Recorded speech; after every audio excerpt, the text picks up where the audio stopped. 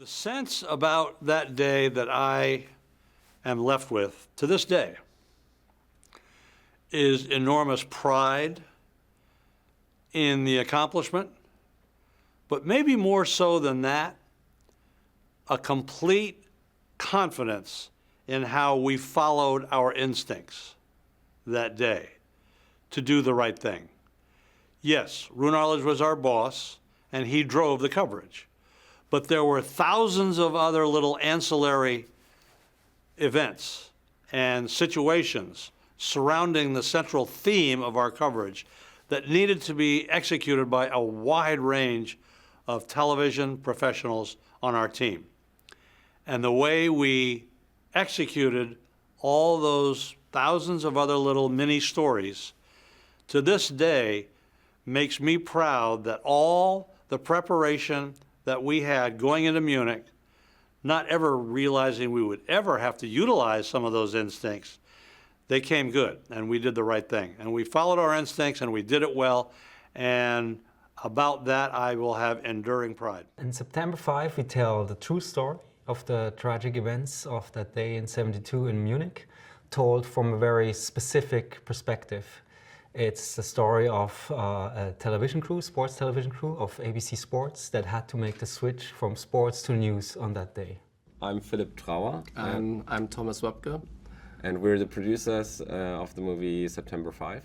September 5 is a film about an American sports television crew that were actually covering the 1972 Olympics in Munich, and they had to switch from sports broadcasting to news broadcasting on the day of when the crisis happened, just in front of their studio complex. And so I think it's a movie about journalistic responsibilities and questions that just came up, and about like first time that something like that happened. And the interesting thing is that in 1972 at the Munich Olympics, it was the first time they had this commercial idea broadcasting it all over the world via satellite, and they also sold the rights, the IOC, to different TV channels over the world, and ABC won this battle to get the rights to broadcast for North America.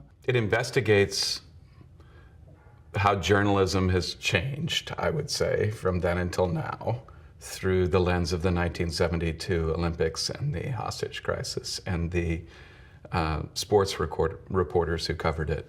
The tone of the film is a thriller, you know, and it's interesting because I think it's a thriller where a lot of people know the ending of the movie, at least I did, but for some reason it doesn't matter.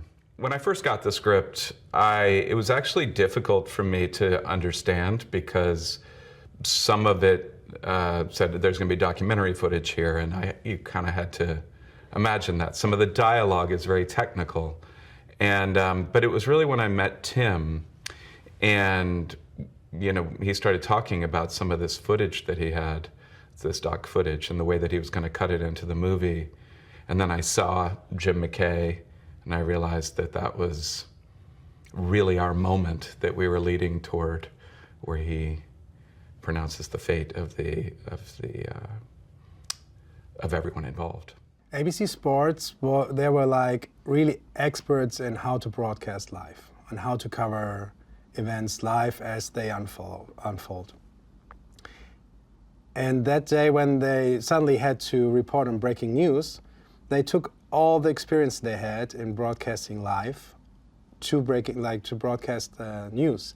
And this changed the way news are covered to our day. I would say the research was like two-parted. One part was the actual events that took place, and we wanted to be really precise in that out of respect. We read all the police files, we read books, we read scientific papers, everything on the events that took place.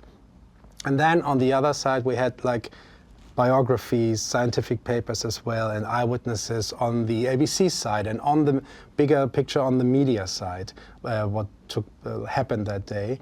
And we tried to condense it like into a 90-minute script. Hi, my name is Markus Forderer, and I'm the cinematographer on September 5. Working with Tim Fehlbaum is such a joy for me as a cinematographer. He's a very visual director. He started shooting documentaries himself, and he was a cameraman and a cinematographer on some of his short films in film school. So he has a great visual sensibility. And when I got the call to talk about September 5, like, it was, I think, 3 years actually before I started shooting. They were still writing, and we talked about ideas, and we went actually to the Olympic Village in Munich, which is like a historic site, so it's protected and looks pretty much like in the 70s. And we looked at it and talked about several different angles, how to tell that story, and the script evolved over time. But it was so helpful over the years to keep this conversation and think about it, especially since the film is so contained, and we don't see the outside world except for what our characters can see. We really were early on talking about how to give this film the scope and keep the audience engaged. My name is Lorenz Dange. I'm the composer of the music. When we watched the first cut, it was obvious that this film is so tense and is so in this narrow space. For me as an audio guy, it was really shocking. I mean, in opposite to the other films I made with Tim, there is no place, no space for any like, oh, great melody or something like atmospheric. Let's do a 2-minute arc of, you know, atmospheric well-being or whatever. So this just didn't happen. It was totally obvious that the audio track is so rich. You know, you have the dialogue, you have a lot of noises coming from the studio, you have speaker, walkie-talkie, telephones, a lot of sources. So I decided to choose a very direct, very dry, almost tactical kind of style in the music, and try to find sounds and instruments who provide these, you know, directness somehow. September 5 is a film about a group of individuals in 1972 who were unexpectedly faced with the task of covering a live breaking news event that ended up lasting for 22 hours. And they were not equipped to do that, in a sense that they were sports journalists that ended up covering a news event. And I think our film dives into the question of what sorts of decisions have to be made on the spot, what challenges are people faced in the wake of breaking news, and what decisions end up being made in the heat of the moment. The unique point of view of this particular film about that event is that it is about the journalists covering the event and not the event itself. And I loved the question it raised, because I think those questions have not lost any relevance. And this event is, you know, quite a few decades ago. For Tim, it was very crucial to tell the story as authentic as possible. And I remember when he came to me after reading the script, and he said to me, because we know each other from movies before, and he said, you know, Julian, I know you like to take a lot of creative license, and I know you like to build your own worlds, but please, for once, could you just be as realistic and authentic as possible? And I was very happy to do so. We also had an amazing other supporting cast members, including our background actors who were really part of the ensemble. They were there every day, and that's not often the case. We had background actors who were there every day, who were given lines, who rose to the challenge to make this film as special as it could be. The character of Jeff, as played by John, comes off as very relatable. You know, I think we can all see a little bit of ourselves in that. The person who's maybe in a little over our head, but who has confidence in themselves that they can still do a good job. It's very American in that way, this sort of bootstraps mentality.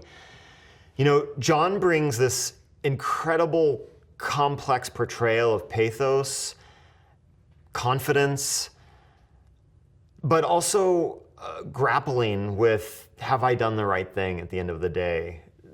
I think it's a really tough chord to strike, and John hits a home run here. My name is Hans-Jörg Weisbrich, and I'm the editor of September 5. We wanted to create a kinetic experience for the audience. We wanted to create a riveting journalistic thriller, and given the fact that the film takes place entirely in a studio environment, we actually never leave. It was a great challenge to get the atmosphere lively and the atmosphere tense and riveting. These stories are quite rare. I mean, they're common, but we don't know about them. So I suppose there was a little window into a small aspect of a global event. And the actual real people that were part of that happened to be caught up in that moment. And I found that the script was very precise, very clear, and I thought the voices were very distinct. In our movie, what's going on in that world? The Olympics take second seat to the ongoing live terrorist situation where terrorists have overtaken the Israeli Olympic Village athletes' house and have taken some Israeli athletes hostage. And so the fundamental decision in this room is, can we cover it live? And if so, how do we do it? And if we do it, then what if something really bad happens and we're shooting it and it's being broadcast live? That's the fundamental question, I think. That's one that my character, Marvin Bader, asks of Rune Arledge. Rune Arledge doesn't feel necessarily that he has a responsibility to that. His responsibility is to shoot it.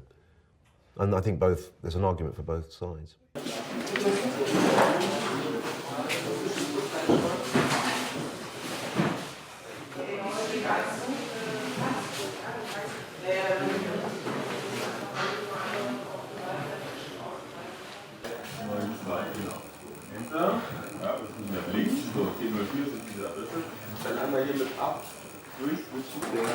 Ach, das schief ist, das schief ist?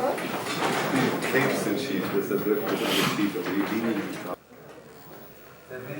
Der will so weit rauf, dass es hüpft. And there is no before. Ready, camera one. Hit it. Good morning, I'm Jim McKay speaking to you live from the Olympics in Munich, West Germany. Talk me through the day. Starts with volleyball, then there's boxing. Good. It's America versus Cuba. Sure you want to bring in the politics? It's not about politics, it's about emotions. And we're clear. Great job, everyone.